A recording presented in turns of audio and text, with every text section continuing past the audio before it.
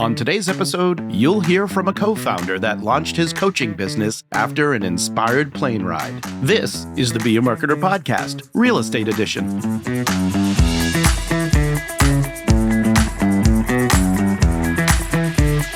Be a Marketer. My name is Dave Charest, Director of Small Business Success at Constant Contact, and I help small business owners like you make sense of online marketing. And on this podcast, we'll explore what it really takes to market your business, even if marketing's not your thing. No jargon, no hype, just real stories to inspire you and practical advice you can act on. So remember, friend, you can be a marketer. And at Constant Contact, we're here to help. Well, hello, friend, and thanks for joining us for another episode of the Be a Marketer podcast. This is the third in our limited series dedicated to the real estate industry, and that means not only am I joined by the one and only Kelsey Carter. Hello, Kelsey. Hello, Dave. But also Constant Contact's resident real estate expert, Stephanie Alfonso, is here. Hello, Yay! Steph. Hello, hello. Wow, the I'm way you back. set her up, it sounded like there needed to be a round of applause. I have that capability. I might have to work that in next time. Steph, once again, you have lined up a fantastic guest for our listener.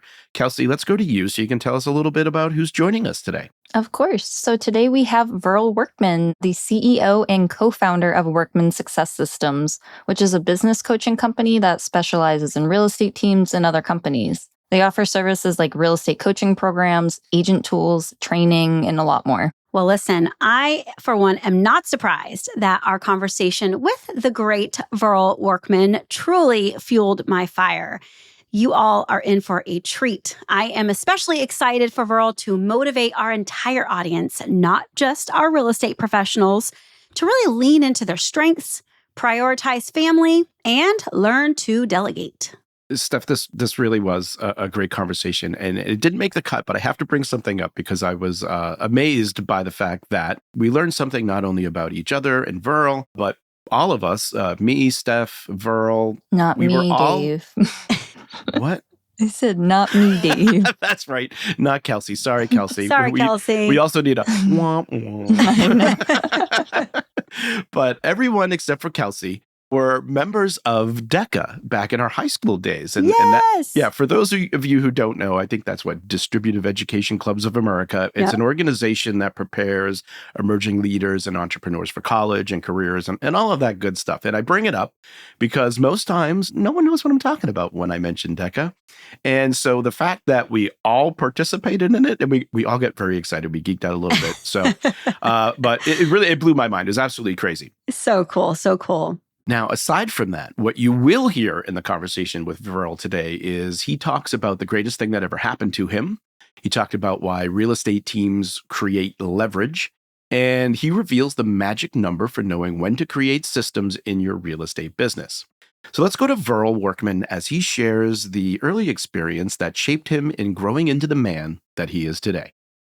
One of the things that kind of defined me as a young man is that when I was 11, now, I want you to think about my dad was a school teacher, teaching high school history, and my mom, a stay-at-home mom with 7 kids. When I was 11, my dad had a brain aneurysm, and he had a blood vessel burst in his brain that caused him to go blind, have severe brain damage, and he literally spent 25 years in a nursing home. And so I grew up with ex-Marine dad, no such thing, and structure and strip in a household of faith. Like we got up every morning and read our scriptures and wrote in our journals until all of a sudden, there was no supervision at the Workman house, and it was a free-for-all. And all 7 kids were farmed out to neighbors, and we lived in different people's houses for 2 years while my dad was going through all of these things. And I learned early on that if I wanted something or needed something, I had to get it myself. I had to work. I had to figure it out. And I also learned that people are good, and every family has a whack dynamic. They're all different. They all have challenges, but there's amazing people out there that made a difference in my life as a young man growing up. I had a neighbor who was the scoutmaster of the neighborhood that took me under his wing. And I lived with him for a while, and I'd go to all the hikes with him and do Boy Scout camps. I became an Eagle Scout. And I think that Boy Scouting kind of saved me as a child. It kept me out of trouble. I learned principles like a scout is trustworthy, loyal, helpful, friendly, courteous, kind, obedient, cheerful, thrifty, brave, clean, and reverent. Now think about those as business principles, Dave. Like if we just lived like that, Yeah. It's game changing. So my origin story is kind of funny. When I started this business 10 years ago with my daughter, Brianne, I had just gotten off stage at a conference and my partners fired me. I'm 50 years old and I got fired. Okay, who's in? Fired at 50. Who wants to start over? I remember calling my wife and saying, oh, honey, hey, no big deal, but I got fired by my partner. Like, how do you fire me? I own a third of the company, but they did anyway. And it was the greatest thing that ever happened to me. Because on a plane ride home from South Carolina, my daughter is in the back. I got upgraded because I have more miles than her in the front. And we got on the internet and we built a mind map. I'll call it an inspired plane ride where I said, all right, God, I'm giving up. Give me some clarity on where we're going to go from here. And we built a mind map of what Workman Success would become. And the very first thing on my list is I wanted to build a business that my children would want to be part of. You know, in real estate, it's funny. I meet people all the time that say, okay, tell me about you. And they go, well, I'm a realtor. I'm divorced. Like that starts the conversation. Stephanie, you know what I'm talking about. Yeah. Well, it's 50-50 nowadays, right? Right. Well, and because they're so married to their business, when they're with their family or their kids, they're not actually present. Yeah.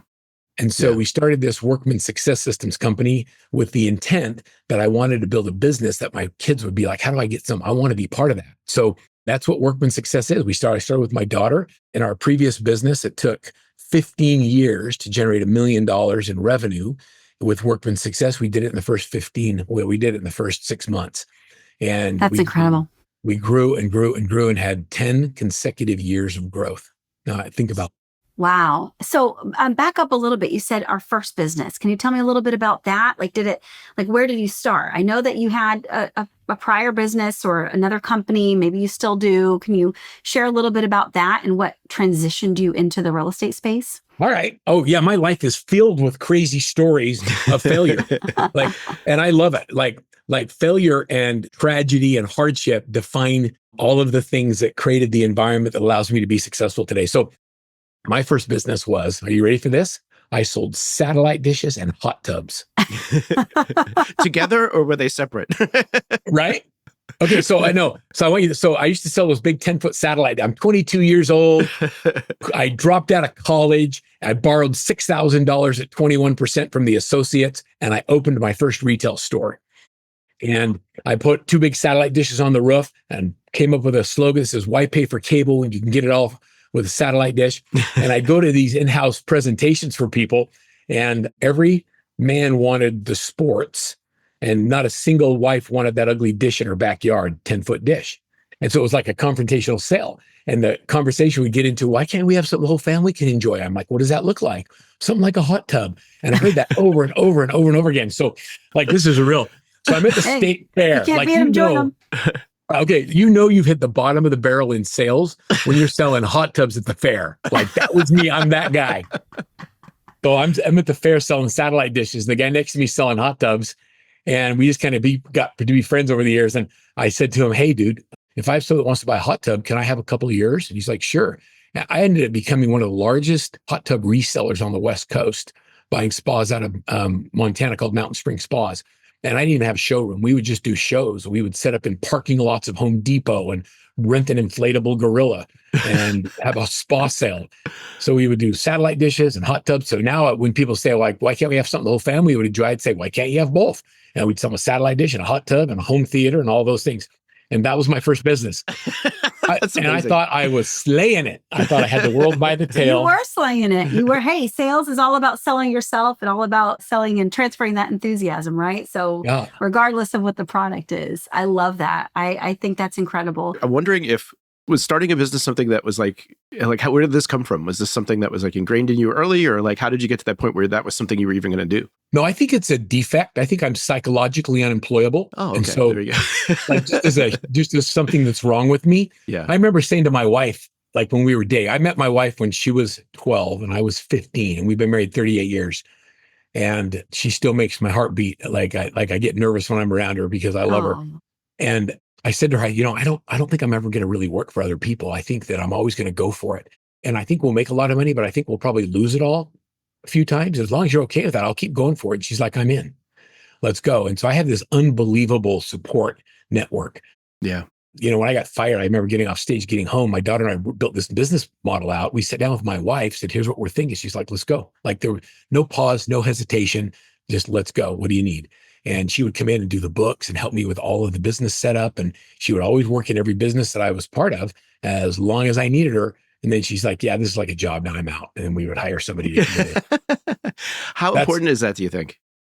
Oh, I think it's critical. I think it's to not have the support. Like, I don't think I could do what I do. I've been a professional speaker now for 25 years, and we have 6 children and 12 grandkids, and I travel for a living. Like, not having the support of your spouse and having that kind of a lifestyle would be devastating.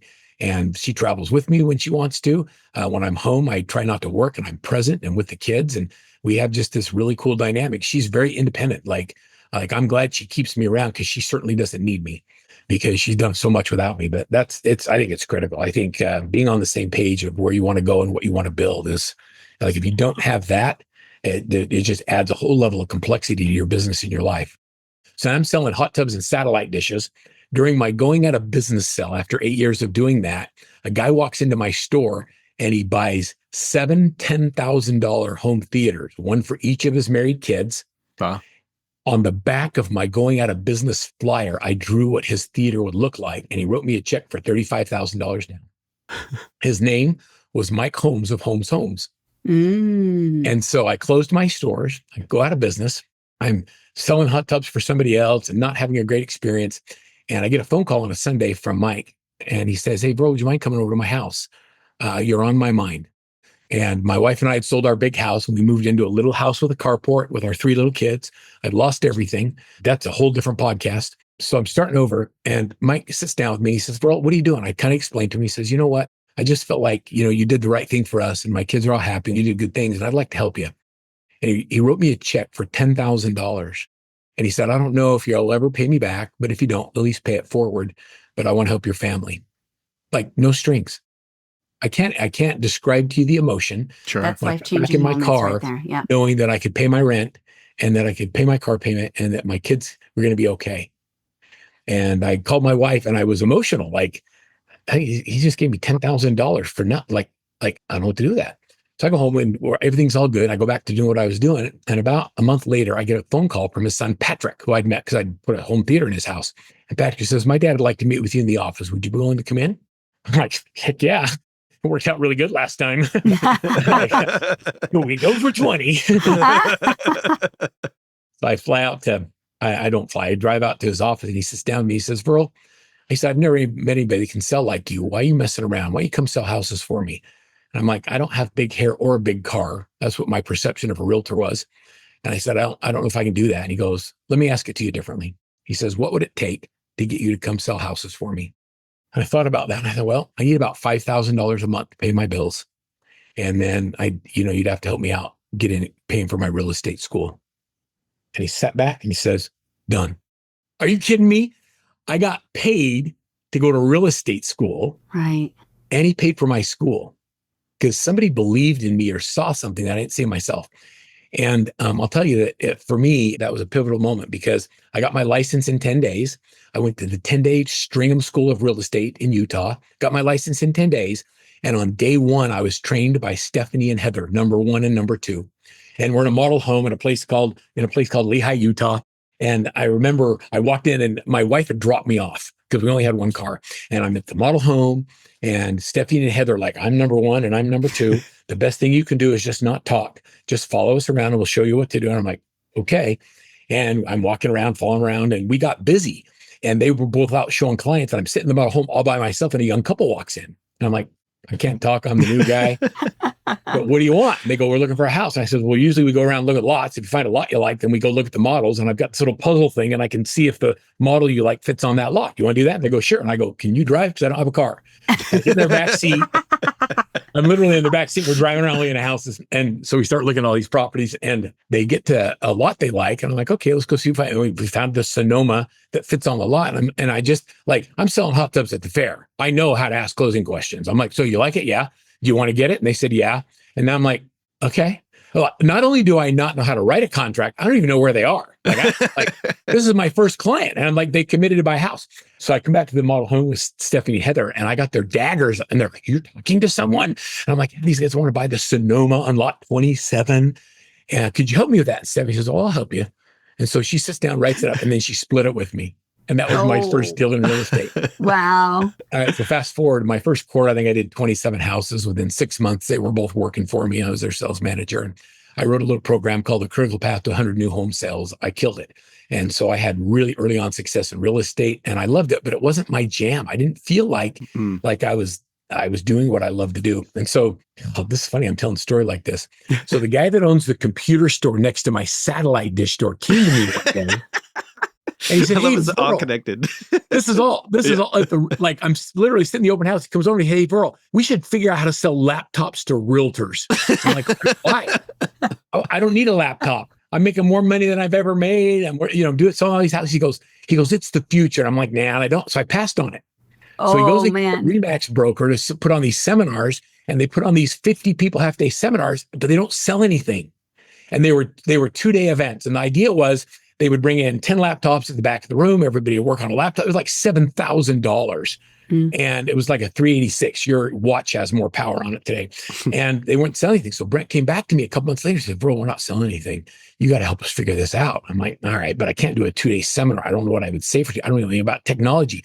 I would describe RAM and hard drive as the opposite. I didn't know what they meant. Right. Yeah. So Brent would go and I'd have a PowerPoint deck and he'd have slides and he would point to what I was supposed to talk about. And I'd talk about it. So I kind of redid the course and said, "Stop teaching people technology. Nobody cares. Show them how to make money with it." And the first thing we did was teach them my goal was I wanted to increase the touches I had with my clients, but decrease the number of touches it took to accomplish that. I wanted to be interesting. I wanted to be like Ron Popeil's chicken roaster. I wanted to set it and forget it and have everybody I came in contact be communicated with on an ongoing basis. Sounds kind of like what Constant Contact does. Yeah. But that's what I wanted. I wanted to have one-to-many. I wanted to create some leverage. And so we did 100,000 and 400,000. And then we bought the company from the guys that had hired us to put these seminars on. And we built it to become the largest little tech training company in North America. And Homes.com bought us. Wow. And so I sold that company. Look at that. What a fun fact. So I started doing these little 50 people seminars and I do them for free. We buy everybody lunch. And at the back of the room, I'd sell them a laptop, digital camera, top producer, Dave Beeson's letter writer, and they'd get automated stuff and we would teach them how to set it and forget it. And I realized that people would spend the money, but they wouldn't use it. I'd meet people 2 years later, I never used it. So we started coaching them on it. So we'd get on a coaching call and I'd say, "Okay, Stephanie, you got your laptop?" "Yep." "Okay, take it out of the box." Step one. Yeah, here we go. For adoption. You're going to like this. No, 3/4 of the way back on the right side, there's a button. I want you to push it and it would turn on. Whoa, what a concept. Okay, so now let's really turn this into how do I become a speaker in all this?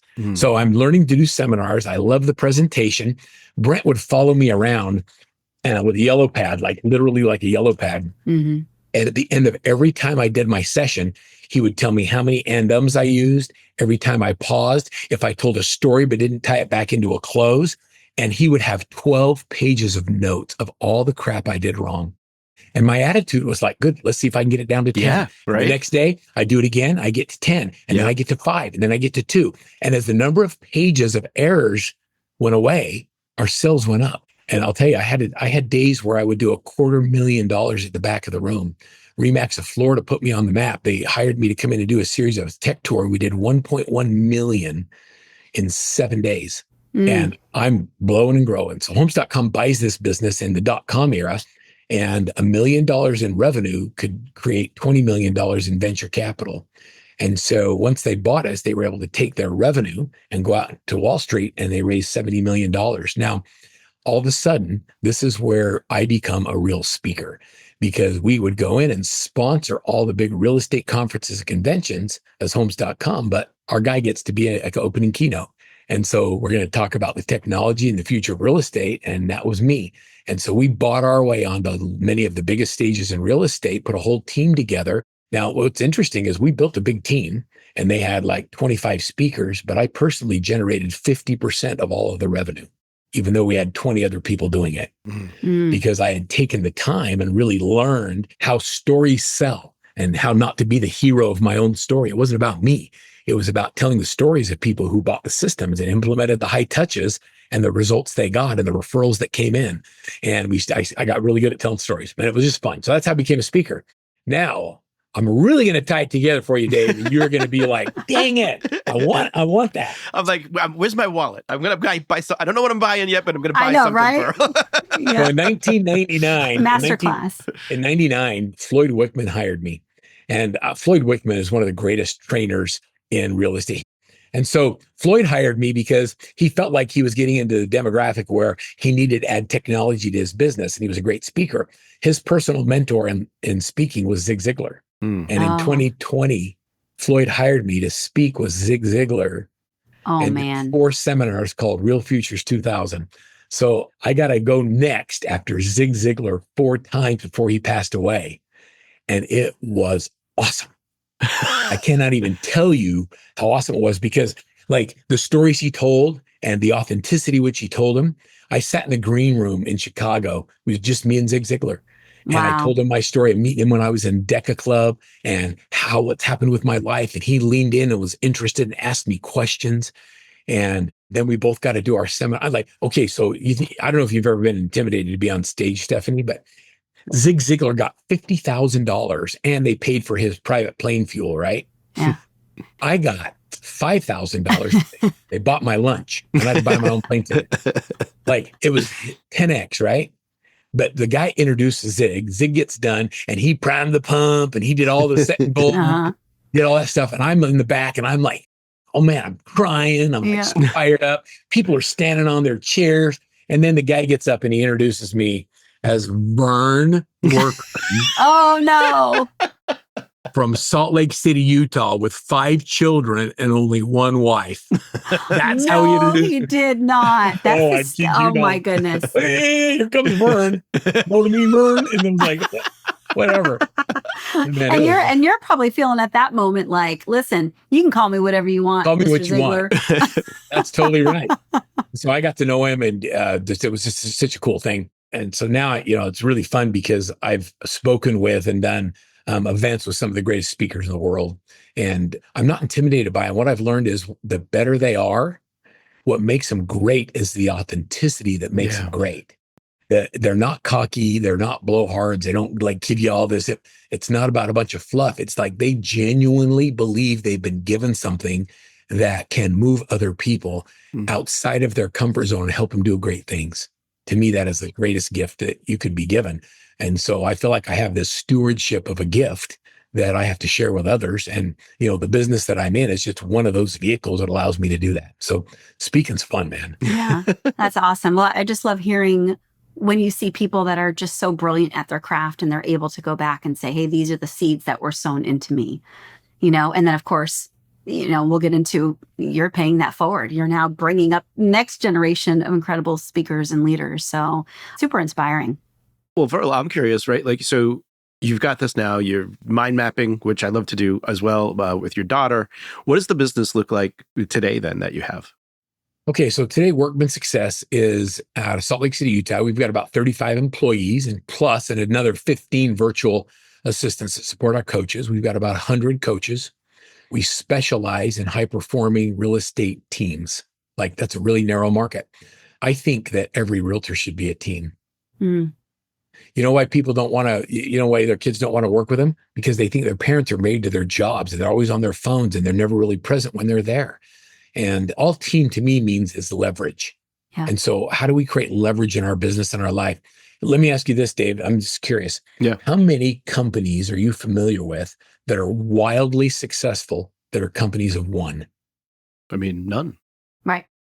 I guess depends on your definition of success, right? But yeah, none, right? Right. Okay. So why do realtors think that they have to do it all themselves? Yeah. Like that whole concept is foreign to success. Well, and I think it's just kind of like I think the real estate industry, we kind of pigeonholed ourselves into what the structure has always been, right? You've got association, you've got broker, and you've got agent. Yep. And so, of course, we've seen the past decade that the team model is definitely emerging, and rightfully so. And I think you've seen tech companies change their business prop to be able to accommodate that. But to your point of how your opinion would be that every agent should be part of a team, I love that, especially when you think of all that goes into, agents will say they have to wear so many hats. Well, when you have a team, you're able to harness the strengths of everybody on that team to be a superpower. That's right. And let me even give you like a different perspective. You don't even know how many times I've heard the words, yeah, but when you hire me, you get me. Mm. And I'm always available. You can call me 24/7. If you need, you call me. I'm like, no, you can't. Don't call me 24/7. Like I have a date Friday night with my wife. We've been having date night for 38 years. Like there are no emergencies in real estate. There is no reason you need to call me on date night. Like you just don't, right? If you have an emergency, call 911. You don't need to call your realtor. Like this whole concept of I'm always available, like whatever. So the other thing is this, is I cannot physically take you to a place in your business or your life where you're making 7 figures or 8 figures if you spend any of your day doing $20 an hour tasks. Mm. And I'll even make it even more painful. I'm going to stick my finger in it and find the pain and put your finger in it, is that whatever your family looks like, whether you have partners, kids, friends, you're working for your parents, whatever, you're dynamic. Like we work because we want to take care of the people that we love in our lives. That's right. And when you choose to spend time away from them, how about we choose to make it worth it and get the highest return on our time? So if you're doing your own admin work, you're running around putting signs in yards, you're doing all of the things you could delegate, what you're saying to your family, to your children, to your parents, to the people that matter in your life, is that they are not worth $20 an hour to you because you're unwilling to let it go. And if you asked anybody if they felt that way, they'd say, of course not. You know, and I think it goes back to, that mind shift and the old saying of live to work versus work to live. And I think you're right, Verl, is so many agents are workaholics and they're, like I said, wearing so many hats and really struggling on how to leverage delegation.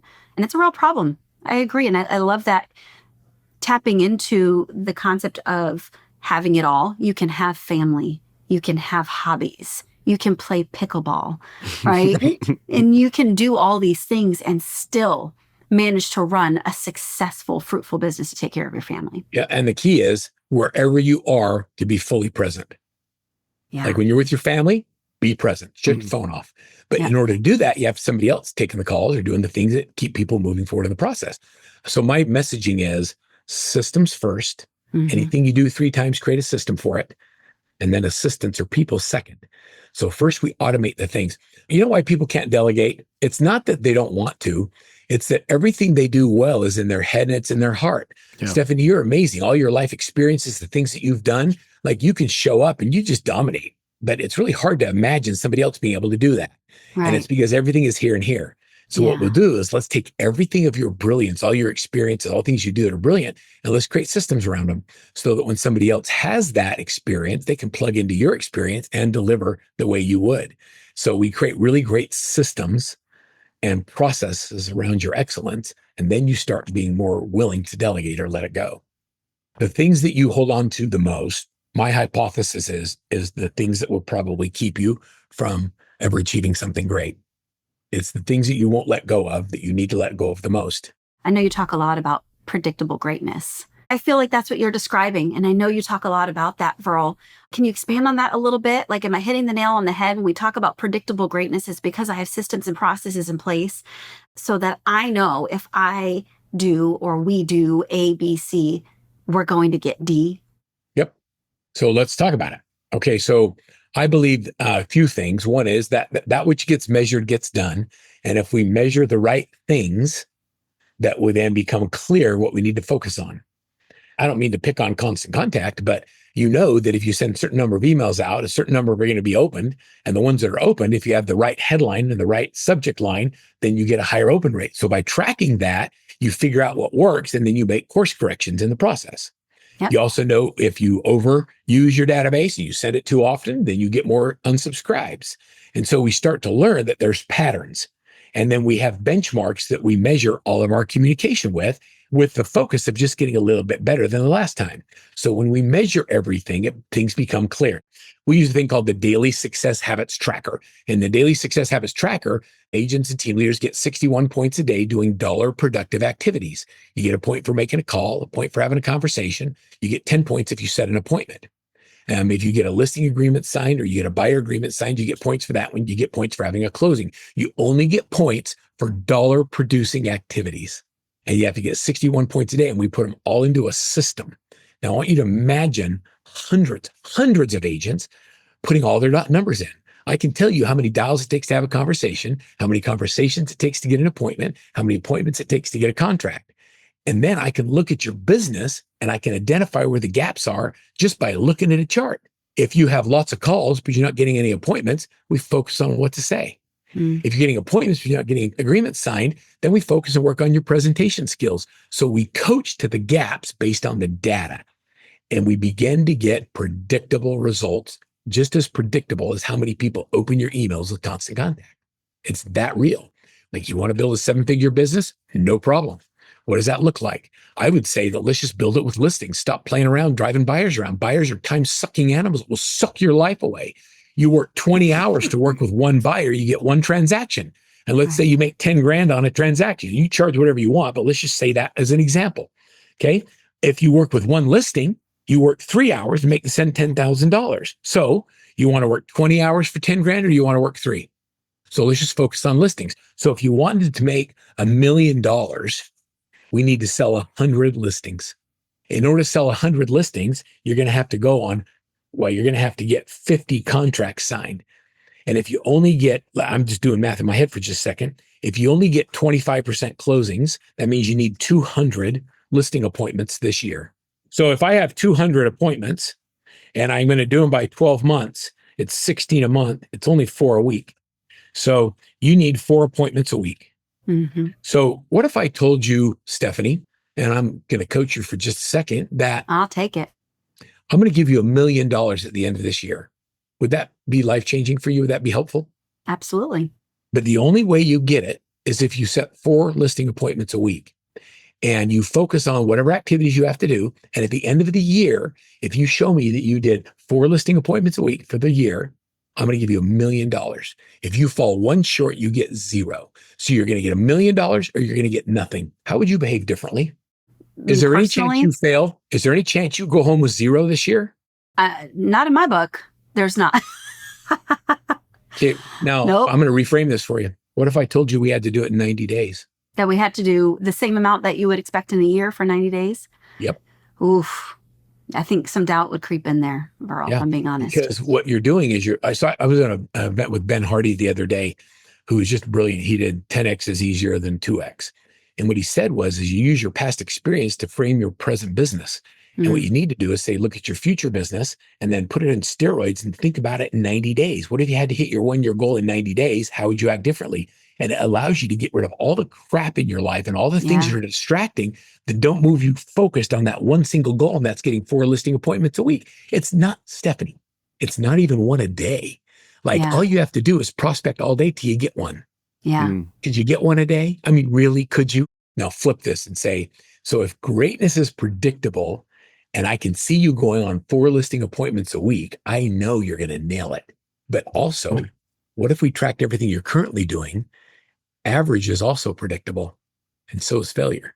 And so if you track what you do in 30-minute increments throughout the day, and I can see that none of those things generate any revenue, yet you're spending 10 hours away from your family, I know what your result's going to be. Because when you measure the right things, you become aware of whether or not your activities are consistent with your goals. And that's why I think accountability is crap. I can't make you do something you don't want to do. But if you become aware of it, I know you'll change behavior. So let me ask you who you are in this story. And this is for all the listeners. So I ruptured a disc in my back when I was 30. And I had back surgery, and that saved me for a long time. But when I turned about 48, my back got really bad again. And it was time that it got so bad that So Dave, imagine sitting behind me on a plane and I can't sit in my seat. So I turn around and kneel in my seat and you're the guy behind me. So I'm flying backwards looking at you like for 4 hours because I can't sit because my back hurts so bad. I couldn't stand up straight. Like it was brutal. And I had all these gigs I'm doing. I'm like looking at you like, so you can eat those peanuts? Or, I don't know who that's more awkward for. For me, it's like, whatever, I'm meeting new people. And like, they're like, I just want to sleep. Could you turn around? So my back got so bad. And so I go to my doctor, my general practitioner. He has an MRI done. And he goes, oh my gosh, your discs are blown out. You got to get it fixed. He goes, but it's okay because I also do backs. What do you think the chance of me having that guy cut in my spine and mess with my nerves are? Like zero, right? Yeah. There's no way. I I want Tiger Woods back, doctor. Right. Like, oh, by the way, my side gig is, no, I don't even want an I would say orthopedic that. or a neurosurgeon. I want someone who specializes in that section of the back. Right. I want to be able to live my life and do things. So I reach out, I find out who did Tiger Woods back surgery, and it happens to be a guy from Utah, and Dr. Reichman. And there's two of them. They're twin brothers, and they're both neurosurgeons. Woo, who would have thought? Whatever. And so I go to Dr. Reichman and I call the office and they're like, yeah, he's got a closed practice. You can't get in.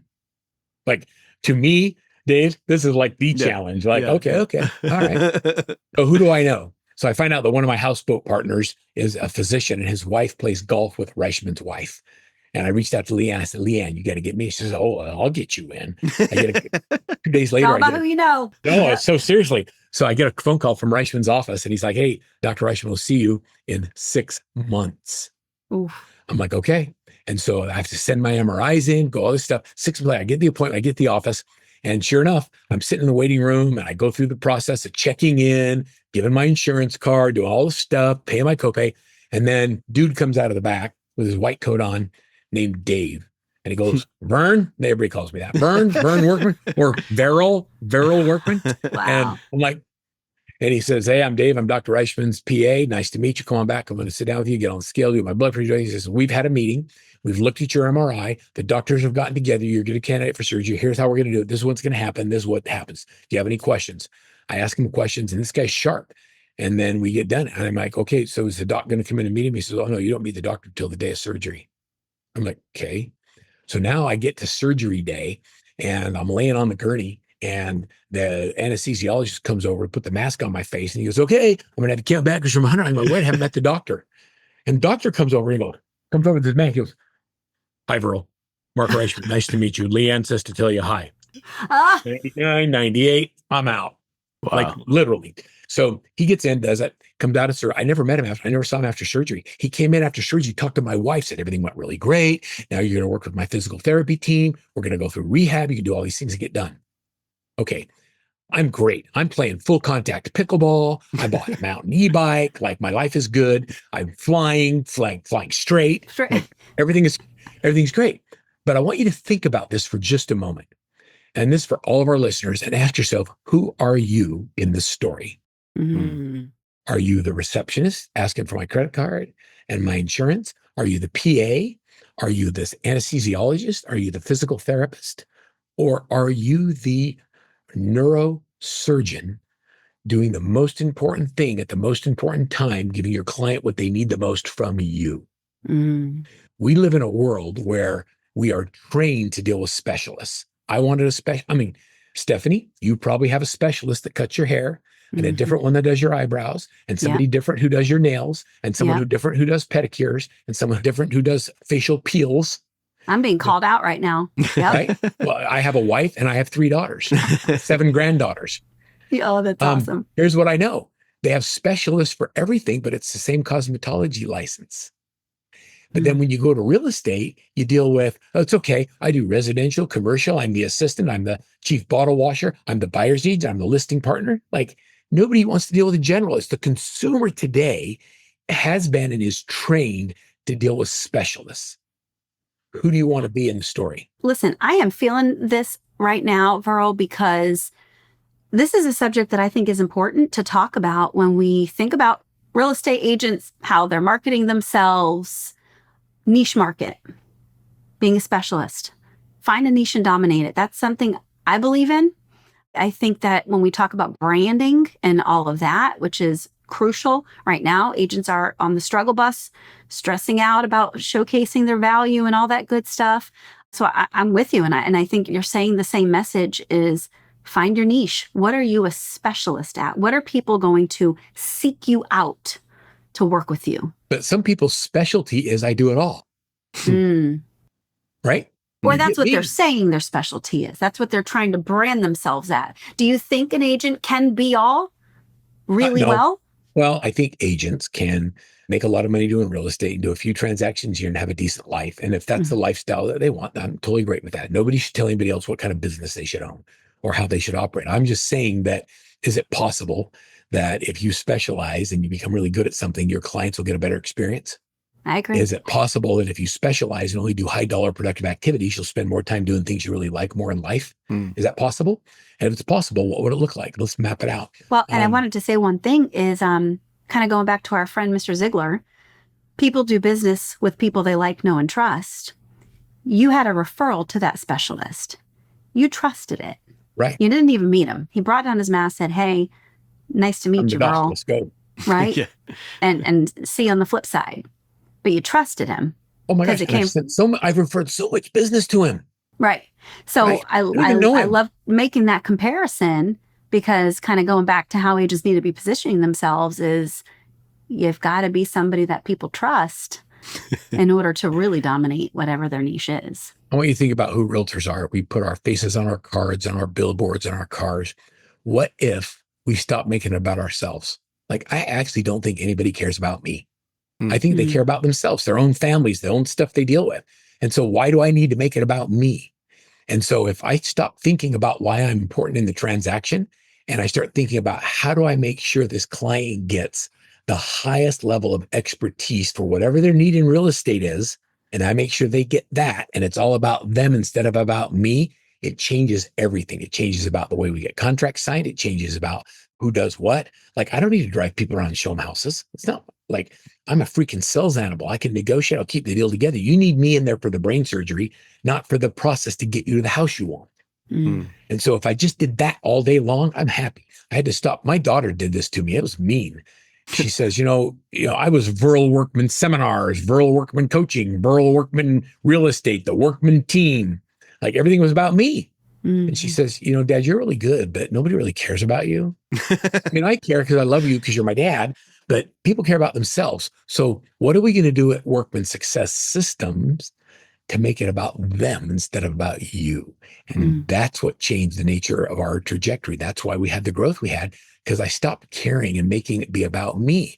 The only reason I was able to create other coaches is I started believing that, you know what, there's some other people that are really good and it's not just me.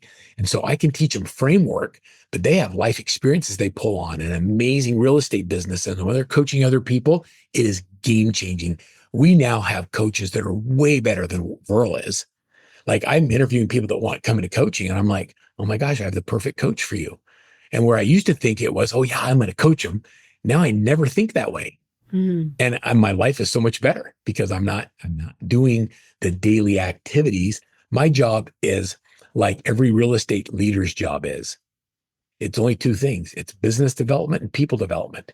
My job is to create opportunities and develop coaches. So I'm in business development, coach development, not coaching realtors. That makes sense? Yeah. Yeah, that whole change is where big growth happens. And it's so fun to see it. Like, when no one cares about you, you don't have to be there all the time. I literally just got off a trip. We just spent 3 weeks in Italy with my wife. It was so awesome. And I barely checked in. I barely checked in. In the beginning of the story, I told you I wanted to build a business my kids would want to be part of. All three of my married children work in Workman Success Systems. My daughter, who's a young president, she's the president of the company and runs it. My son, Nate, runs sales and marketing. Ryan's a closer. He's on doing business consultations. And they all live within 5 miles of me. And I see all my grandkids every Sunday. There's dinner at my house. Like, I'm with them. We've intentionally created a lifestyle and a business because of my experiences as a kid. I never got to see cousins. My kids, like, their cousins are their best friends. They're together all the time, and we're creating this really cool family dynamic.